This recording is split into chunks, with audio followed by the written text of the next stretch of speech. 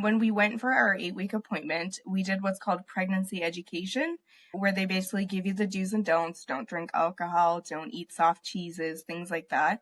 But during that appointment, they made a big deal about my weight. So I'm a very short person. I'm 4'9", 4'10" on a good day. But I'm also, 190 pounds. And so my BMI ratio is very high. So they made a very big deal about this. The doctor's office told me, you can't gain a lot of weight. We're really going to be watching that. And then because I was overweight, they said that I was like predisposed to being gestational diabetic, which I know comes from the placenta, but I didn't know that my weight had anything to do with it, according to this office. And so they told me that I would do multiple glucose tests. The first one was going to be done at 12 weeks, and then I would need to do another one sometime between 12 and 28 weeks. And then I would do the actual test at 28 weeks, which is when most normal pregnancies have it done.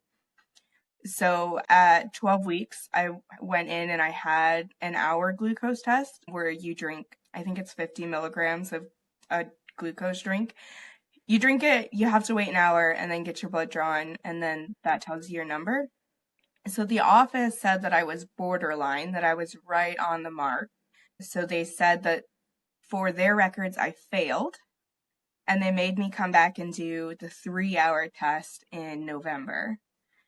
Okay. And then that 3-hour test, I passed with flying colors. I didn't have any issues. And so they were like, okay, we'll just, we'll test again when we get closer to it. And I said, okay. And then I didn't really think anything of it after that. I didn't know that that was an abnormal practice. Yeah, I didn't know about any of that. No, yeah. I knew that I would have to do the glucose test, but I had no idea that taking it so early and then also taking it again later on was an abnormal practice here. And also I didn't know that they could set a limit that the National Institute of Health set, which is 140, is what your 1-hour glucose drawing could be. And if the office can set one themselves, so they can go a little bit lower, they can be right on that one as well. And so I didn't know any of this until afterwards.